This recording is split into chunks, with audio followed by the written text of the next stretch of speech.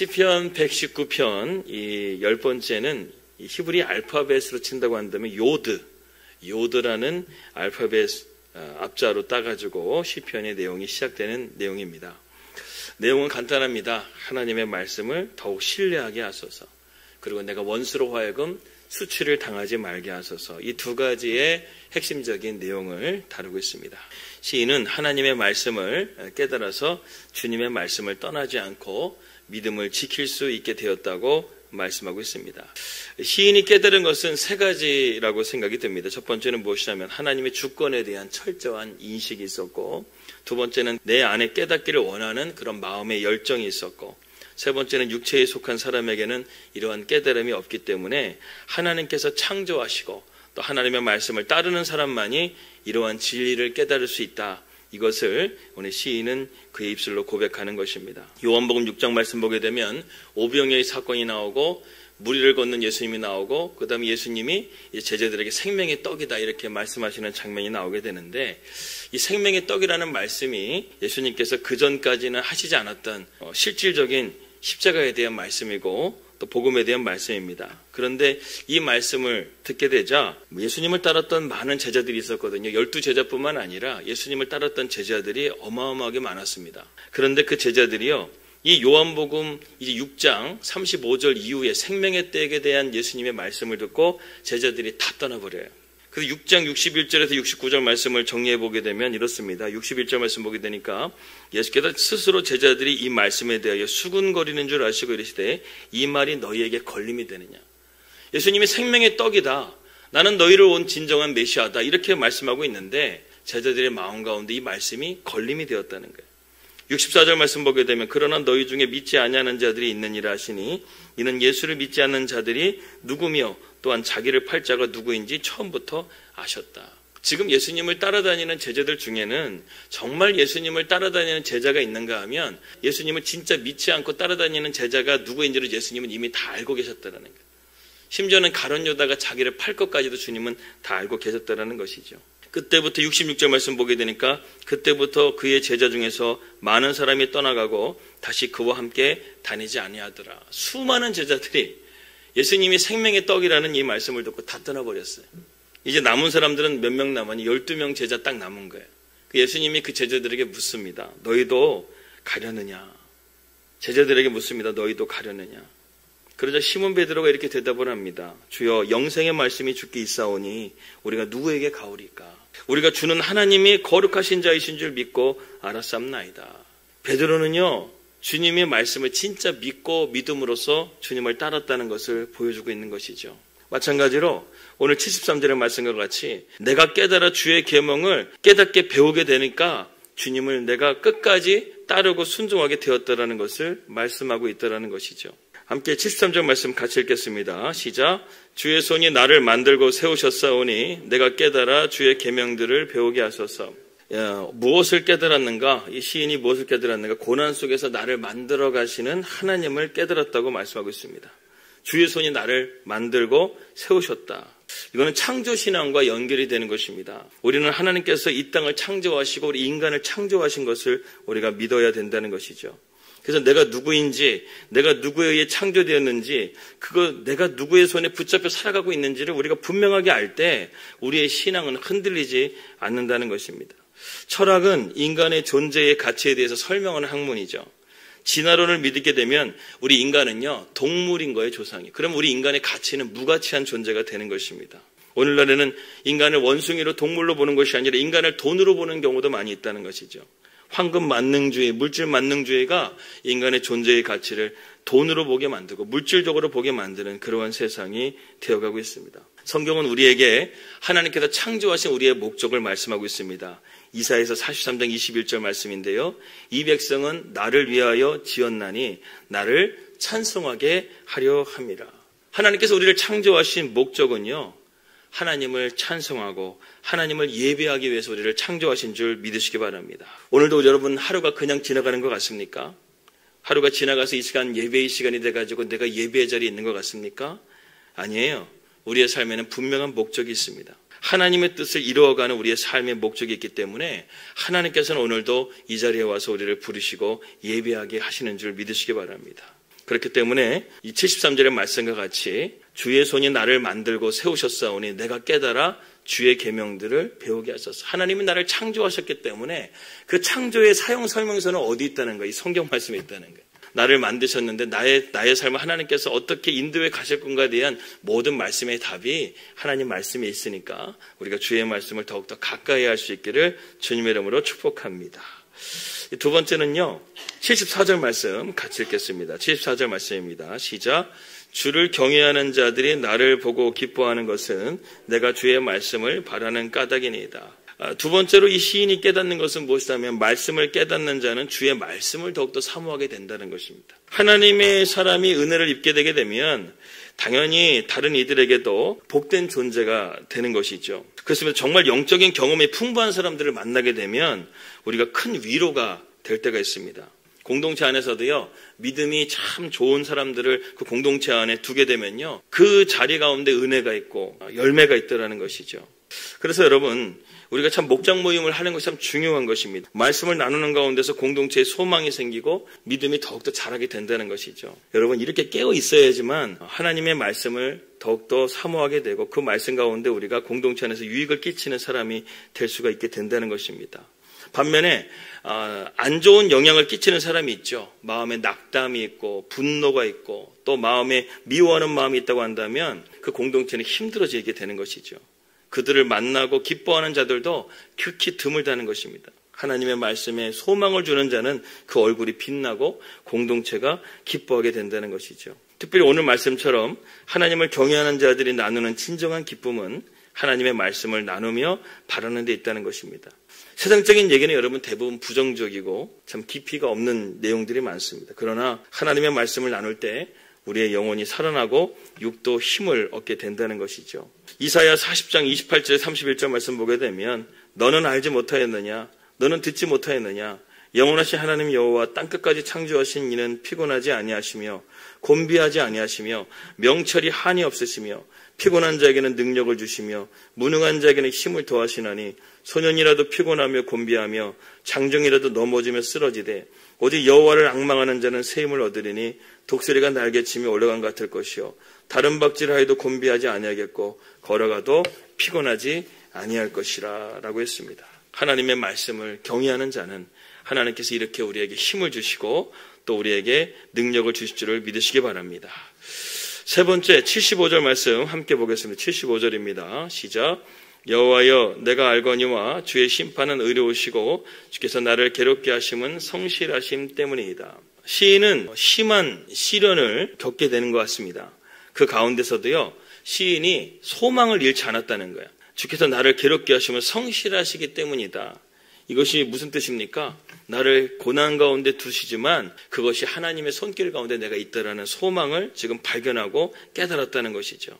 여러분, 우리의 삶 가운데 고난이 있다 할지라도 하나님의 의로움과 성실하심을 볼 수 있는 그런 눈이 열려지시기를 주님의 이름으로 기도합니다. 여러분, 성경 전체적인 메시지를 우리가 보게 되면 하나님은 사랑하는 자녀에게 채찍과 견책과 징계를 내리신다는 것을 알 수가 있습니다. 하나님은 경고만 하지 않으시고요, 때로는 정말 무섭게 우리를 심판하시고 때리실 때도 있다는 것이죠. 심지어 예수님도 십자가의 고난을 통해서 온전하게 되신 것을 우리에게 보여주시고 있습니다. 고난은 우리 인생의 어둠의 터널을 통과하는 것과 같습니다. 이 자연의 법칙을 보게 되면 참 우리가 놀라운 것을 하나 깨닫게 되는데, 식물이요, 낮에 해를 통해서 광합성을 하거나 영양분을 섭취하게 됩니다. 그렇다고 한다면 자라는 시간은 어느 시간대 자라게 될까요? 밤에 자란다는 거예요.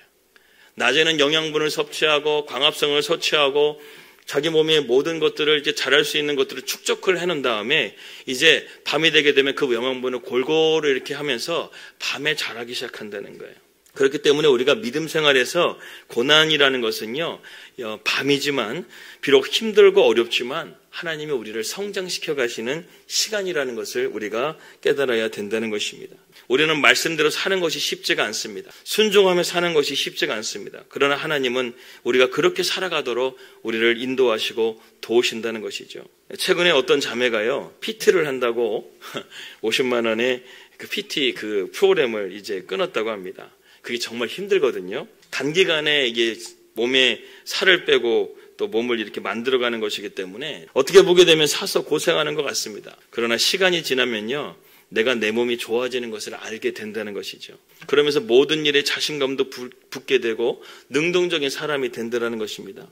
하지만 그 연단의 시간을 반드시 거쳐야지만 우리가 이러한 것들을 누릴 수 있게 된다는 것이죠. 누구나 인생에는 여러분 밤이 있습니다. 그 시간이 하나님이 나를 성장시켜 가고 있다는 사실을 여러분 믿으시기 바랍니다. 76절 말씀 같이 읽겠습니다. 76절입니다. 시작. 구하오니 주의 종에게 하신 말씀대로 주의 인자하심이 나의 위안이 되게 하시며.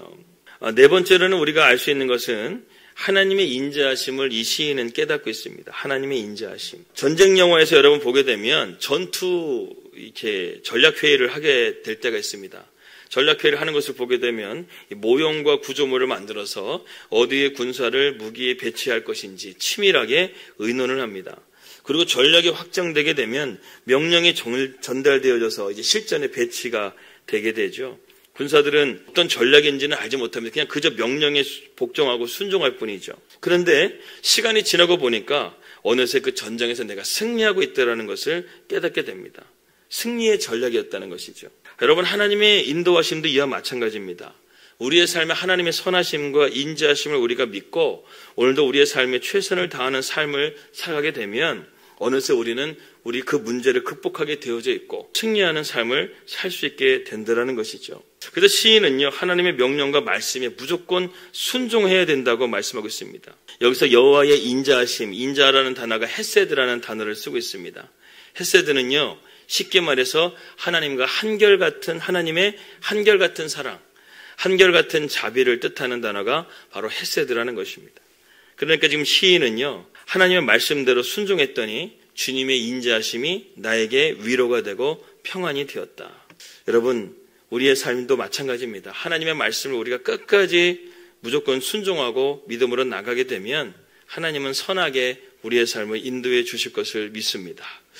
저도 어렸을 때는요, 육체에 가시가 있었고 22살에 아버님이 돌아가시고 또 세상 가운데 방황하게 되고 또 뉴질랜드에서 힘든 선교 사역들을 거치면서 그 과정들 가운데서 하나님의 인자하심이 없었다고 한다면 저는 여기까지 분명히 오지 못했을 것입니다.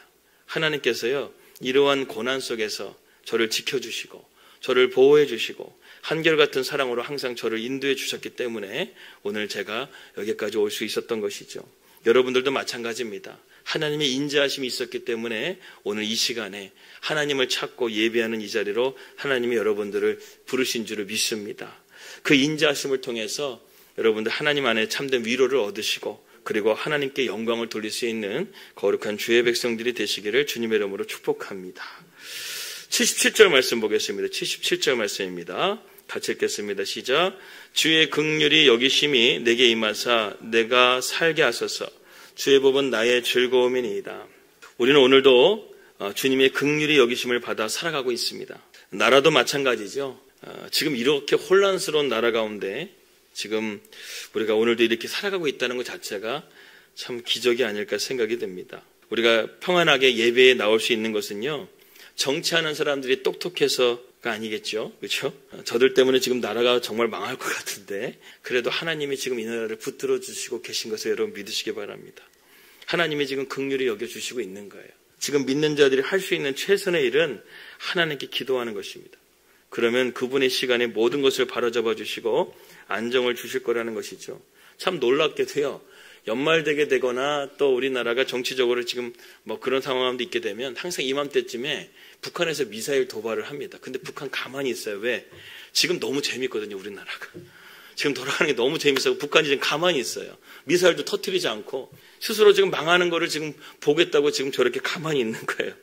여러분, 이래서야 되겠습니까? 그래도 하나님이 우리를 긍휼히 여겨주시기 때문에 우리를 붙들어 주실 것을 믿습니다. 그렇기 때문에 여러분, 하나님의 긍휼하심을 구하고 기도로서 나아가시길 바랍니다. 나라뿐만 아니라 우리 안에도 뭐가 있습니까? 우리 안에도 죄가 있어요. 미움이 있고요, 시기가 있고요, 분노가 있고요, 절망이 있고요, 불안과 염려, 이런 것들이 우리의 삶 가운데 계속해서 우리를 공격하고 죄에 무너질 때가 있습니다. 그런데 하나님이 오늘도 우리를 긍휼히 여겨주시는 것입니다.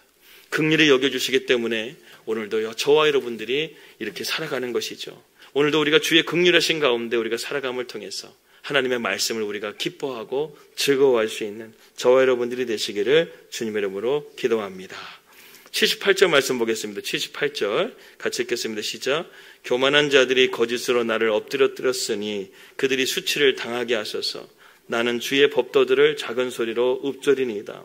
이 시인은 교만한 자들이 자신을 괴롭게 하고 고통스럽게 하며 엎드렸을지라도 그 가운데서 낙심과 좌절과 절망하지 않고 하나님의 말씀을 묵상한다라고 지금 말하고 있습니다.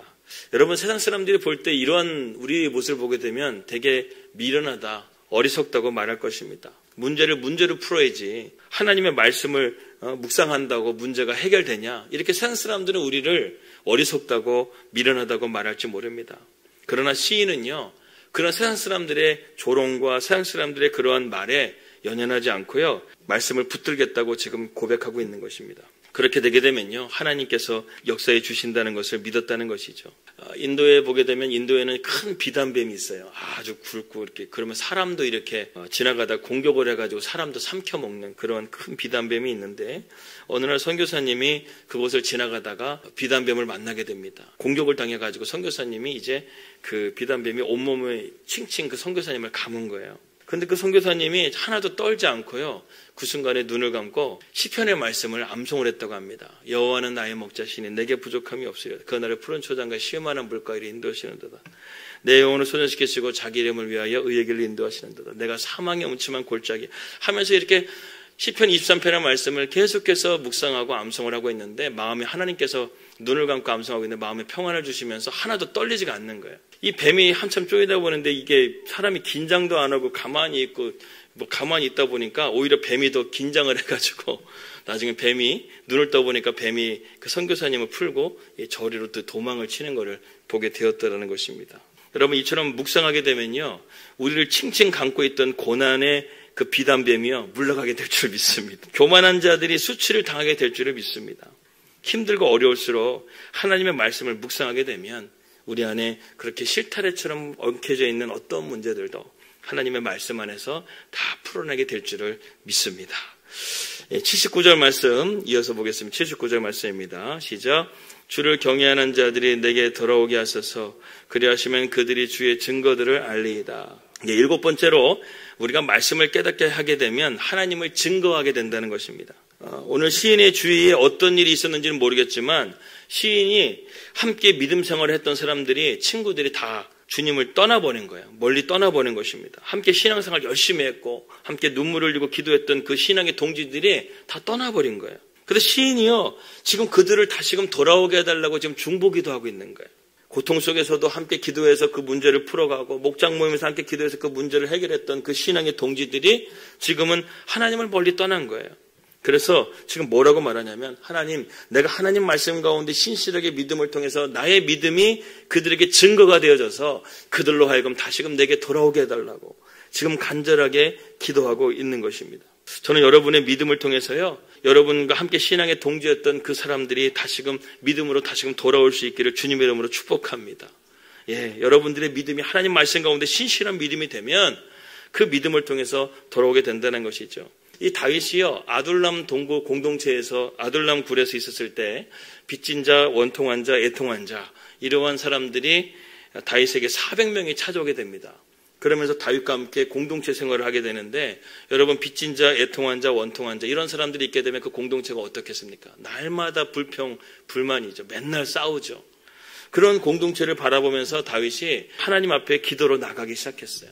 새벽 아침에 해가 뜨기도 전에 새벽에 아침에 나아가서 비파와 수금을 다시금 먼지를 털고 그 가운데서 하나님을 찬양하며 내 영혼이 확정되었사오니 내가 주님을 찬송하고 노래하리이다. 비파와 수금아 깰지어다 내가 새벽을 깨우리로다. 이렇게 말하면서 다윗이 하나님 앞에 예배의 자리로, 말씀의 자리로 나가게 되니까요, 그때부터 그 공동체가 변화되기 시작했다는 것이죠. 그래서 그들이 다윗의 신앙을 본받아서 다윗이 통일왕국의 왕이 되어지게 됐었을 때 개국 공신들이 바로 이 아둘람 공동체의 애통한 자, 빚진 자, 원통한 자들이 변화돼서 그들이 다윗의 1등 개국 공신들이 다 되었다라는 거예요. 우리가 오늘 시인처럼 기도하시기 바랍니다. 내가 주의 신실하신가 인자하신가 긍휼하심을 잊고 말씀에 붙들림 바 되는 살아있는 증인이 되어져서 믿지 않았던 자들이, 믿음에서 떠났던 자들이 다시금 주님의 품으로 돌아오게 해주소서. 이렇게 오늘 다윗처럼 기도할 수 있는 저와 여러분들이 되시기를 주님의 이름으로 기도합니다. 마지막 80절의 말씀 함께 보겠습니다. 80절 같이 읽겠습니다. 시작. 내 마음으로 주의 율례들에 완전하게 하사 내가 수치를 당하지 아니하게 하소서. 오늘 두 가지의 핵심이 있었죠. 첫 번째는 하나님 말씀을 신뢰하라. 두 번째는 나로 하여금 수치를 당하지 않게 하소서.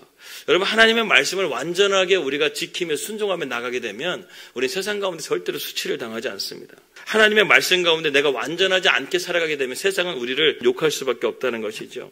그렇기 때문에 여러분들은 그리스도의 향기라고 바울은 말하고 있고 여러분들의 얼굴을 그리스도의 편지라고 말하고 있습니다. 가장 좋은 전도지는요, 우리가 만들어내는 이런 전도지도 물론 좋지만 여러분들의 얼굴이 전도지가 되는 거예요. 내가 정말 예수님 말씀으로, 하나님 말씀으로 살아가면서 정말 그 말씀 안에 기쁨이 있고 소망이 있고 또 내 삶에 하나님께서 그런 문제들을 풀어가시는 영적인 경험들이 내 삶 가운데 풍성하게 있게 되게 되면요, 내 얼굴 자체가 전도지가 되고 그리고 하나님을 증거하는 도구가 될 수 있다는 것입니다. 그런데 우리가 하나님 말씀 가운데 불순종하게 되게 되면 예수 믿는 사람이 저렇게 살아? 이런 말을 듣게 된다고 한다면 그게 우리에게 수치가 되고 하나님께 수치가 될 수밖에 없다는 것이죠. 그래서 잠언은요 3장 5절에서 6절 말씀이 이렇게 말합니다. 너희는 온 마음으로 여호와를 의뢰하고 내 명체를 의지하지 말라. 너는 범사의 그를 인정하라. 그러면 내 길을 지도해 주실 것이다. 고린도전서 15장의 56절에서 57절 말씀은 이렇게 말합니다. 우리 주 예수 그리스도의 말미암아 항상 우리에게 승리를 주신 하나님 앞에 감사하노니 너희는 그러므로 나의 사랑하는 자들아 견실하고 흔들리지 말고 항상 주의 일에 힘쓰는 자가 되라. 이는 너희 수고가 주 안에서 헛되지 않은 줄을 알미니라. 우리가 항상 말씀 안에서 견실하고 흔들리지 않는 믿음으로 우리가 살아가야 된다는 것이죠. 그렇게 되게 되면 우리는 우리 하나님을 높이게 되고 하나님께 영광 돌리는 삶을 살게 될 줄을 믿습니다. 해마다 연말이 되게 되면은 시상식이 많죠. 그러면서 믿는 크리스천들이 항상 이 모든 영광을 하나님께 올려드립니다. 열심히 수고하고 열심히 자기가 하고 자기가 분명히 받아야 될 영광인데 불구하고 그 영광을 하나님께 올려드리는 거예요. 여러분, 그러한 모습이 저와 여러분들의 모습이 되었으면 좋겠습니다. 이제 결론입니다. 119편을 쓴 다윗은 하나님 앞에서 최선을 다해서 살고자 노력하고 있습니다. 그 최선을 다해서 살고자 하는 것이 무엇일까요? 하나님 말씀대로 살아가는 거예요. 아까 박보영 목사님 말씀대로 내가 오전에 죄짓지 않게 해달라고 기도하고 오후에 죄짓지 않게 해달라고 기도하고 저녁에 죄짓지 않게 기도하고 이게 뭐예요? 말씀대로 살게 해달라는 기도죠. 죄가 무엇입니까? 하나님 말씀 가운데 순종하지 못하는 게 죄잖아요. 그러니까 여러분, 우리의 삶이 오늘도 하나님 말씀 가운데 완전하게 살아가고 온전하게 살아감을 통해서 우리의 삶이 하나님의 긍휼하심을 받고 인자하심을 받고 하나님 은혜 가운데서 능력 있는 삶이 될 수 있기를 주님의 이름으로 기도합니다.